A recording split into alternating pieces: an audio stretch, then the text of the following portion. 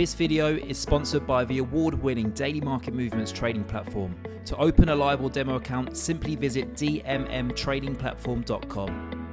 Hello guys, it's Max here from Daily Market Movements. Welcome to another episode where today we're going to be analysing the Nasdaq100 futures chart. Just before I start today's video, anyone who would like to receive my trading signals, then please scan this QR code which will take you through to my website where you can then subscribe to that service. Just want to start also by saying, just kick off 2023 this month so far. My signal team has absolutely killed it. We're up significantly, so massive well done and congratulations to everyone who is part of my team. But let's have a look here at the Nasdaq100 trading just shy of 12,000. In fact, yesterday we did briefly dip above 12,000 for the very first time, dating back to December 14th. So that was quite nice to see.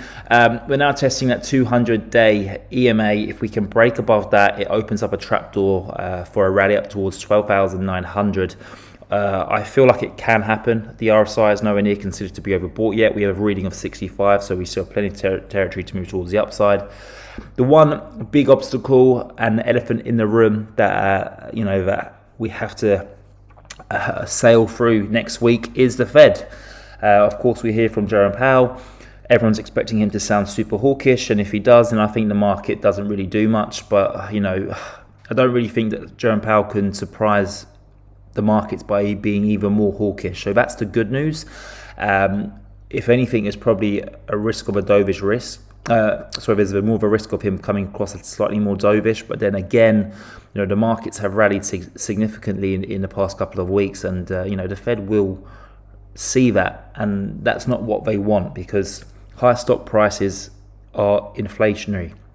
And of course, the Fed is trying to combat inflation. So it's a very treacherous path that we currently find ourselves walking on.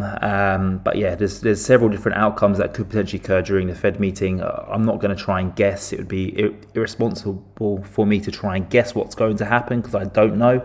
All I can do is just kind of discuss the different types of risks and options, etc. So that's definitely going to be a massive obstacle as we go into next week. Hopefully we can get through it in one piece and just see, perhaps the market decline only a tiny bit, or even better, stay flat. And then I think from there, that's when we then really focus more on earnings, and that will help guide us as to where we trade next. But if we can break above this 200-day EMA, that really does open up the door to rally up towards 12,900.